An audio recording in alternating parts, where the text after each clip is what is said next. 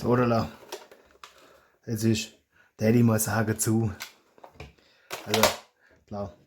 Also das können wir mal zur Seite packen, weil Gott ja ohne. Und jetzt gucken wir, ob sich da groß was verändert hat. Ich glaube 17,4 war das der letzte Mittelwert.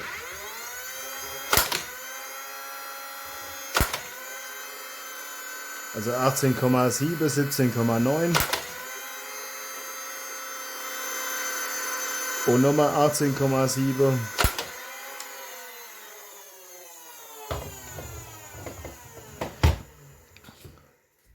und 18,2 war es dann zum Schluss. Also haben wir einen Mittelwert von 18,3. Das heißt, wenn wir da 17,4 von vorher hattet, bin mir nicht mehr ganz sicher. Hab's jetzt nicht mehr. Hätte es mal aufschreiben sollen. Ich meine, kann jetzt schwer das Video anschauen.